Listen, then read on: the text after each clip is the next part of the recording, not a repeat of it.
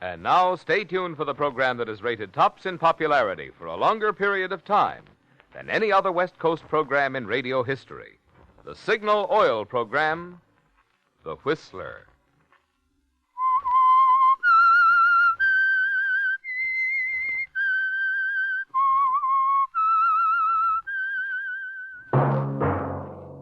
Signal, the famous Go Farther gasoline, invite you to sit back and enjoy another strange story by The Whistler.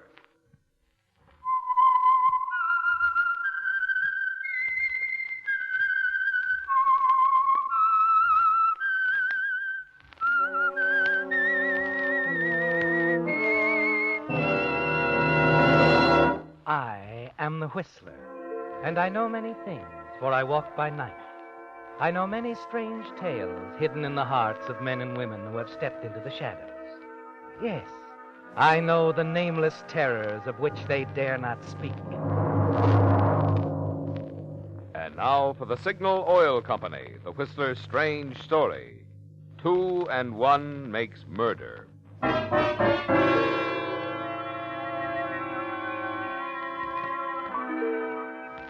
To Mildred Wiley, the cool mountain breeze was delightful. She was sitting on the porch of Taggart Lodge, chatting with the mother of her employer, Philip Taggart. Mildred smiled as she recalled her last conversation with him, when Philip had told her he was in love.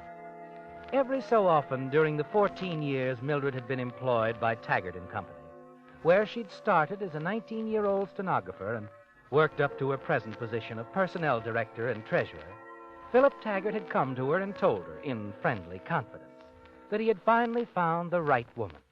But each time he'd discover, after a few months, that he was wrong, and Mildred was certain that this time would be no exception. Yes, Mildred would see to that. Appearing younger and still beautiful in her early 30s, she'd long since decided that she herself would someday be Mrs. Philip Taggart, an heir by marriage to the Taggart fortune. As Philip's mother spoke, Mildred looked up. Well, Mildred, you didn't have a long wait. Philip's car's coming up the road now. Well, Mrs. Taggart, that's not Philip, is it? Of course it is, dear. But that girl with him... Why, that's Philip's secretary. Ann Backus? I didn't recognize her. What's she doing? She's spending her vacation with us. I thought you knew. She and Philip are to be married very soon now. Married? Ann? Yes. Isn't it wonderful? Yes, I think it's marvelous. Tell Philip I'd like to see him in the library. Will you, Mrs. Taggart?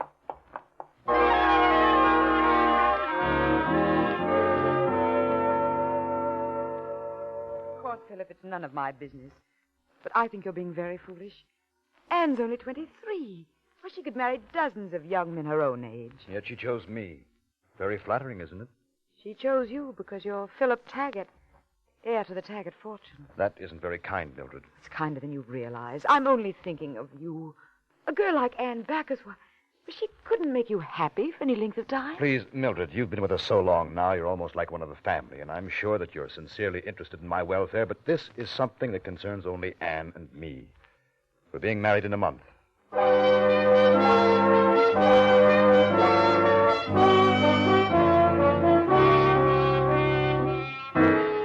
A month, Mildred. That's time enough, isn't it? You don't know just how you'll prevent Philip's marriage to Anne, but you're sure you'll find a way. After you return to the city, you decide one thing. You must give every outward evidence that the coming marriage has your complete approval. Yes, Mildred, the more you think of it, you realize that it's all important to you to make friends with Anne. So you invite Anne to drop into your office. You wanted to see me, Miss Wiley? Yes, Anne, sit down, won't you? And don't look so distressed. I don't really eat people, you know. Oh, I know. It's just that, well, I don't know you very well. And somehow I felt that you didn't quite approve of me and Philip. Oh, but I do, Anne. I'm sorry if you thought otherwise. You're quite right, though. We don't know each other very well. And that's why I asked you to come to see me. I think we ought to remedy that right away. Oh, I'd like that. I know how much Philip and his mother think of you. I'm sure we can be friends, too. As far as I'm concerned, we are friends, Anne. If you ever need me for anything, please feel free to call on me.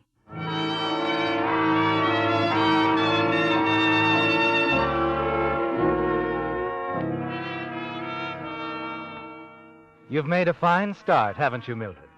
Yes, you've made Anne believe that all you want of her is her friendship. And you do want it, don't you, Mildred?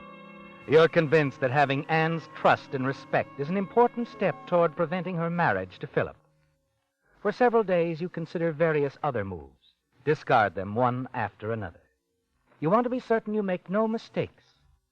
And then one morning at breakfast, you open the morning paper. Philip Taggart, well-known industrialist, marries Secretary Ann Backus in surprise elopement. You stare at the picture of the happy pair, then crumple the paper angrily. It won't last. I won't let it last. One way or another, I'll break up that marriage forever.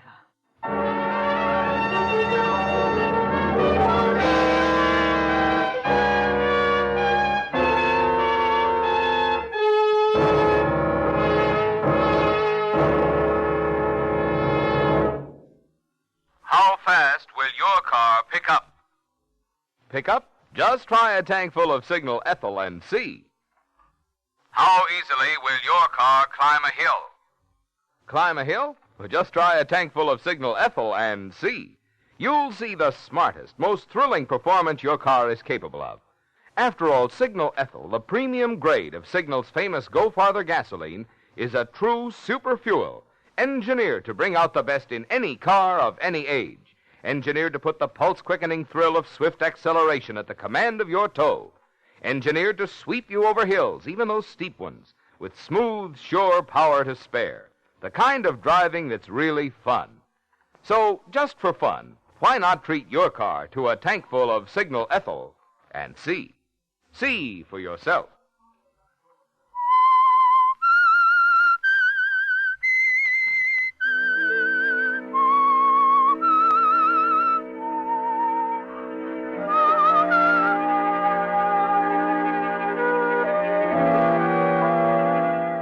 Well, Mildred, after all the years you've schemed to marry Philip Taggart, he suddenly elopes with his secretary, Ann Backus. But you're still determined to land Philip Taggart for yourself someday.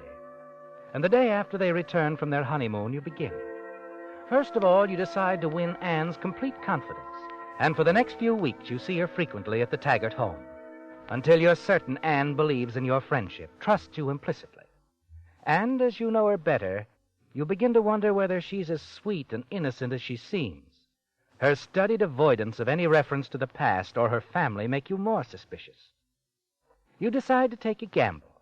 You hire a private investigator to look into Ann's past, her family, her connections. After weeks of expenditure, worry, and secret hope, your investigator turns in his report. Well, Miss Wiley, I'd say your money had been well invested, very well invested. Your little girlfriend is personally above reproach, but she made a bad mistake once about 3 years ago. What kind of mistake?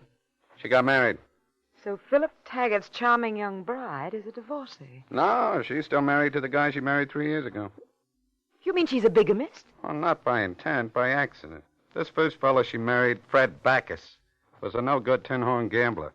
When he and your little girlfriend split up, she wanted to go to New York, so to save time, she signed no contest papers. And he agreed to file suit immediately. But he never got around to it. Nah. You know where this Fred Backus is? Yeah, he's a sort of commuter between San Diego and Tijuana. He's still a tin-horn gambler, has a room in San Diego. He's a car dealer at a little gambling club, the Diablo in Tijuana. Stud mostly. Club Diablo, Tijuana. Satisfied? More than satisfied. You've earned yourself a bonus.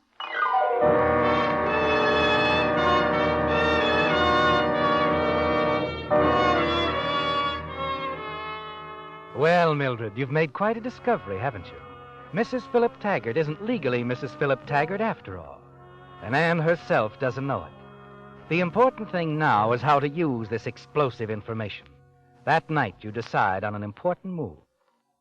2 evenings later, you arrive in San Diego, register at an inconspicuous hotel as Mary Weiss, San Bernardino. You dress carefully and taxi to Tijuana, where you easily locate the Club Diablo and Fred Backus. By 4 a.m, it begins to look as though your visit to the Southland will be worthwhile. Look, lady, if the boss heard me say this, I'd get fired. But this isn't your night. And I'd hate to see a classy dish like you go broke. Why don't you lay off for the rest of the night, huh? Try again tomorrow night, huh? Maybe you've got something, Mr. Backus, Fred Backus. Look, we close in half an hour. How about me buying you some ham and eggs? Why not?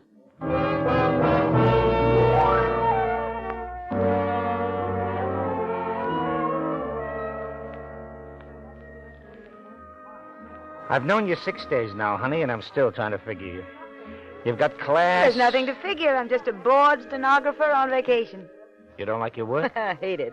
Well, why don't you stick around here for a while? I like to eat. Well, I think you could win enough at the club for coffee and cakes.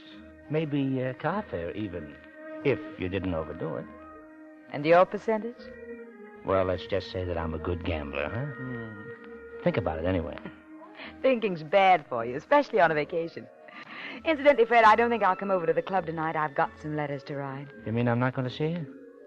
You might drop by my place for a drink before you leave. Oh, will do.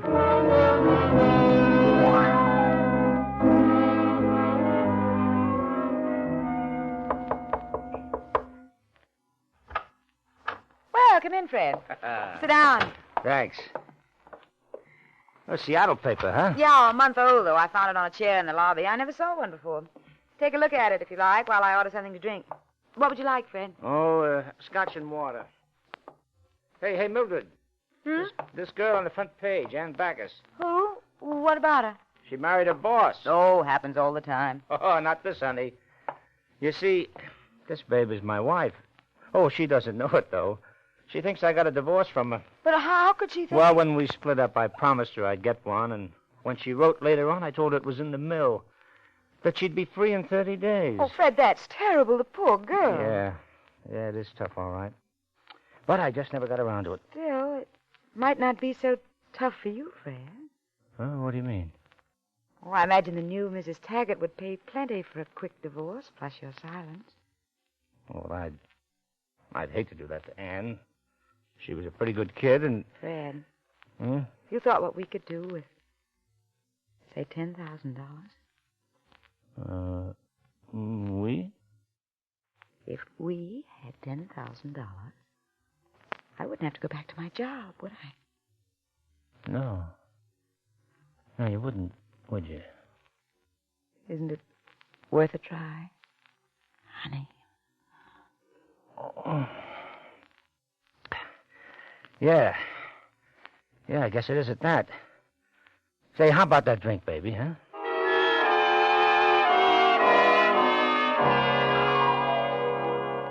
Well, Mildred, Fred's no longer a problem, is he? By the next day, you've sold him on a blackmail approach to Anne.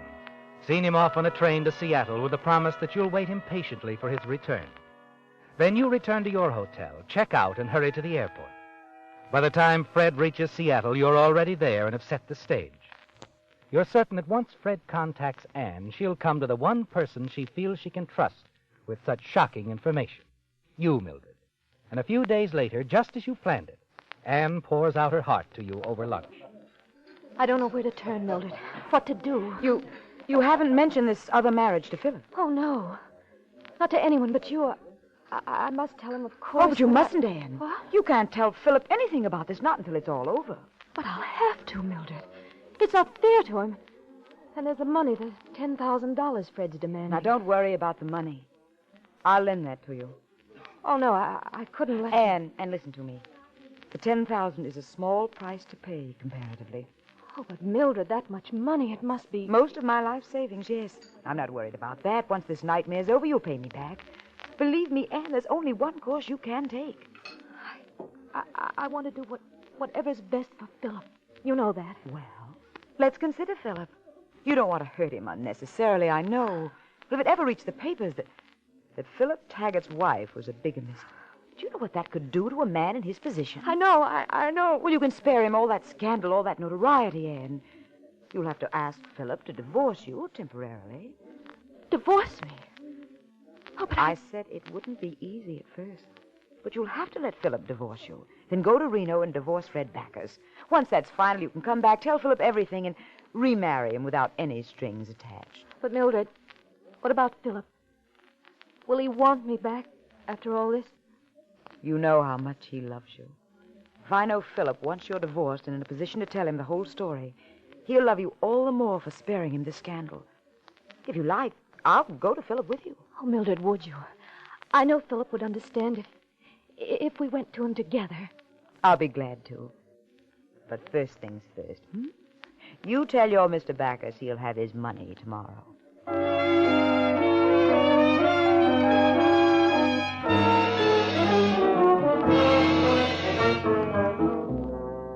Well, Mildred, your biggest hurdle is over, isn't it? The weeks you've spent gaining Anne's confidence have paid you a real dividend. You're so sure your plans will succeed, you're tempted to forget Fred Backus. Let him keep your $10,000. But you quickly discard that plan as both extravagant and dangerous. And the next morning, you're again flying to San Diego, where you wait Fred's return as agreed. A few evenings later, the two of you celebrate his success. Oh, this champagne's real stuff, huh, baby? I can't get over how Ann forked over the $10,000, just like you said. Oh, I knew she would.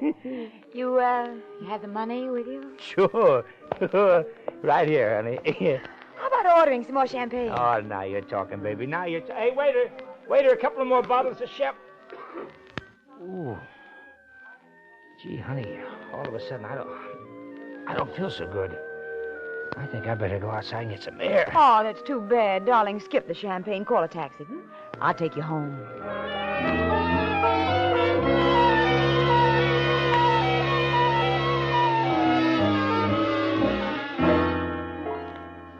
Once you get Fred to his room, he falls into a dead sleep.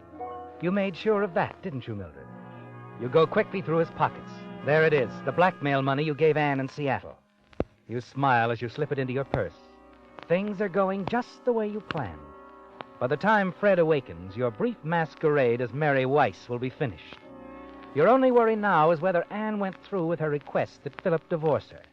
But that concern is quickly dispelled when you return to Seattle in the office and learn that it is common gossip that Anne has left Philip. You pretend to be deeply shocked and go at once to his office.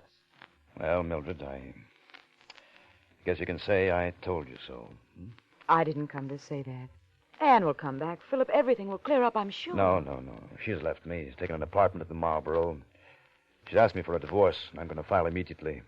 For some reason, she wants me to get the divorce. I don't understand it. But if that's the way she wants it, that's the way it'll be. Well, Anne was very young. Too young to know what she wanted, really. I'm sure it wasn't your fault. Thanks, Millie. You've always understood me pretty well. Right now, it's rather important to me.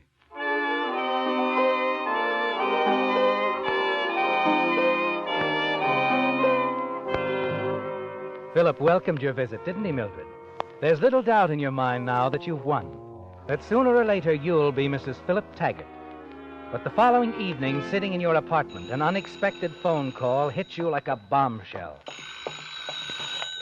Hello? Hello, sweetheart. Fred Backus. You didn't expect to hear from me so soon, did you? No, I didn't. How did you find me? Easy, from your driver's license. My driver's license? Yes, it was in your purse. I saw it 3 or 4 times. I see. Well, what are you going to do? Nothing if you play it smart. Give me back my dough. And if I don't? Then I think Mr. Philip Taggart might like to know why his wife left him. I could make it pretty hot for you, you know.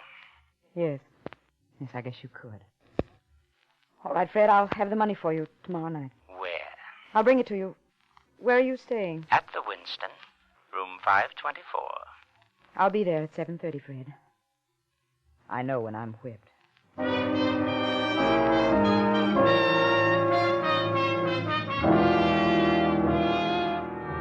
But you're not whipped, are you, Mildred? No, because suddenly a solution emerges quite clearly. You can remove Fred Backus as a threat and eliminate Anne as an obstacle to your plan in one daring move.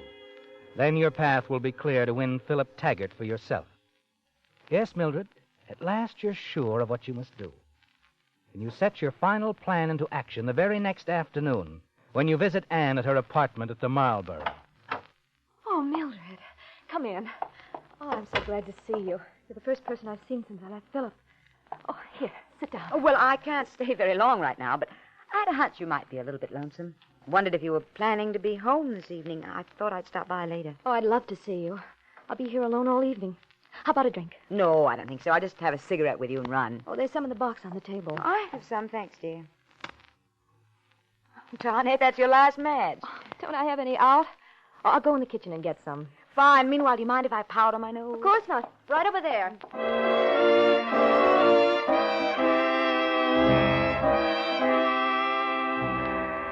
Well, you've found out one thing, haven't you, Mildred? Anne is going to be home all evening, alone. Now you must get what you came for. Anything to tie Anne in with your coming meeting with Fred Backus. You glance around, see Anne's laundry bag in the corner. Reach in and come in with a soiled handkerchief carrying the initials A.T. This is all you need, isn't it, Mildred? A few minutes later, you leave Anne. And at 7 o'clock that evening, you select a hat that comes well down over your face, don a veil and a loose-fitting blue coat, and take a steel letter opener from your desk, place it in your purse, leave your apartment, and walk the few blocks to the Winston Hotel and Fred Backus. You know, you shouldn't have run out on me like you did, baby. Okay, Fred, I shouldn't have run out on you. Especially, you shouldn't have taken all the dough. You brought it with you? Yes, right here in my purse. Here it is. Oh, sorry, Fred, it slipped out of my hand. Oh, don't let that worry you. I never mind stooping.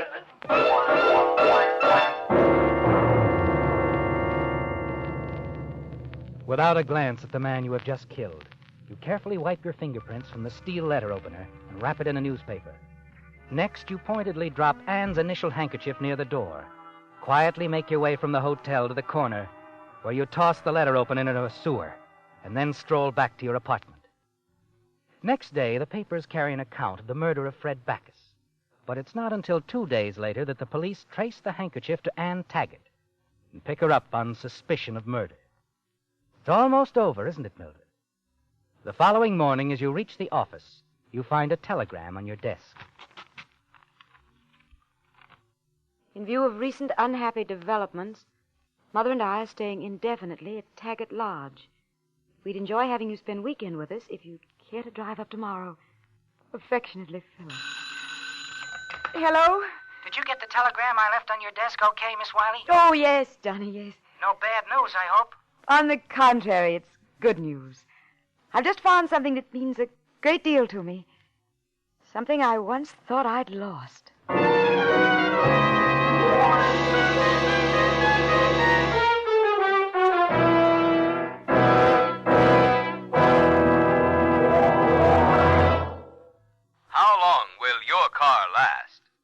How long will your car last? Well, one thing is for sure.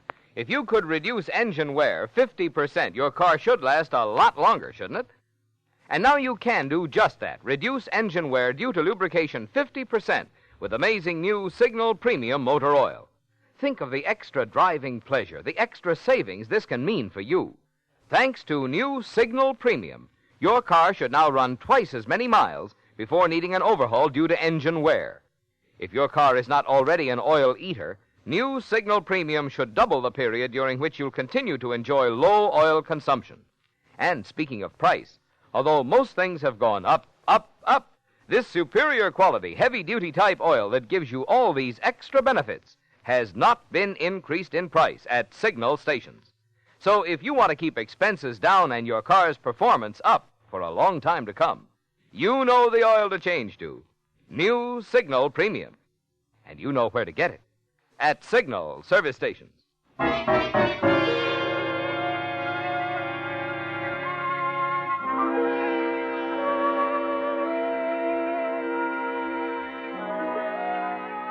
Well, Mildred, you're almost satisfied now, aren't you? With Anne accused of Fred Backus' murder, you're certain it's just a matter of time until you become Mrs. Philip Taggart. When you arrive at Taggart Lodge for the weekend, the time you spend with Philip is made even more enjoyable by the secure knowledge that no one, least of all Anne, has any idea you even knew Fred Backus. You sleep late Sunday morning, and when you go down for breakfast, there's a note from Philip that he and his mother have gone into town. When they return late in the afternoon, you receive a startling surprise. What? Anne, dear. Hello, Mildred. Well, are you... Is everything all right? As far as Philip and I are concerned, everything's perfect. We're being remarried immediately. Remarried? Yes, Mildred. Now that Anne is a legal widow, I want to make her my legal wife as quickly as possible. But how did... Anne did had she... nothing to do with Fred Backus's death, Mildred. But... Why, that's wonderful. That's wonderful news. Mildred, this is Police Lieutenant Jason. Police? Yes, he thinks you might know something about Fred Backus. I? Oh, that's preposterous. Why should the lieutenant think anything like that? Because the switchboard at Mr. Backus' hotel shows he phoned you and talked to you for 5 minutes the night before he was killed, Miss Wiley. Well, yes, he did call me, but I didn't even know him. A mutual friend asked him to call me. Could be. But whoever killed Fred Backus left Ann Taggart's handkerchief at the scene of the crime, Miss Wiley. You and she are the only ones who had access to that handkerchief. How could I have obtained her handkerchief? Easily. You could have taken it the afternoon you called on her, a few hours before Backus was killed. Well, that's absurd. Anyone could have taken it. We've established beyond any doubt that you're the only visitor Mrs. Taggart had since she left Mr. Taggart and moved to the Marlboro. You and Ann Taggart are the only two people in Seattle who knew Fred Backus. Well, that doesn't prove I did it. Anne had a motive, a real motive. Either you or Ann left Ann's handkerchief at the scene of the crime. One of you murdered Fred Backus. Well, it was Anne. It couldn't have been Ann. The coroner has fixed the time of the Backus murder between 7:30 and 8:30. From 7 o'clock on that night, Ann was at her apartment, discussing the terms of her divorce with Mr. Taggart's attorney.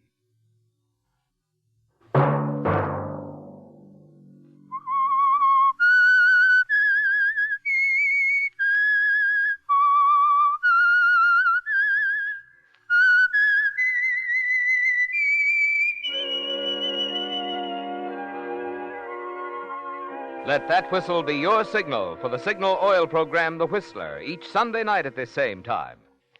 Meantime, Signal Oil Company and the friendly independent dealers who help you go farther with Signal gasoline hope you'll remember, regardless of what gasoline you use, you'll enjoy more miles of happy driving if you drive at sensible speeds, obey traffic regulations, and avoid taking chances. You may even save a life, possibly your own.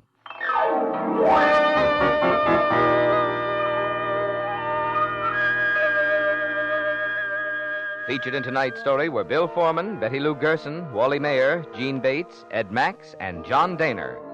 The Whistler was produced and directed by George W. Allen, with story by Ed Bloodworth, music by Wilbur Hatch, and was transmitted to our troops overseas by the Armed Forces Radio Service. The Whistler is entirely fictional, and all characters portrayed on The Whistler are also fictional. Any similarity of names or resemblance to persons, living or dead, is purely coincidental. Remember to tune in at the same time next Sunday, when the Signal Oil Company will bring you another strange story by The Whistler. This is Marvin Miller speaking for the Signal Oil Company. Stay tuned now for Our Miss Brooks, starring Eve Arden, which follows immediately over most of these stations. This is CBS, the Columbia Broadcasting System.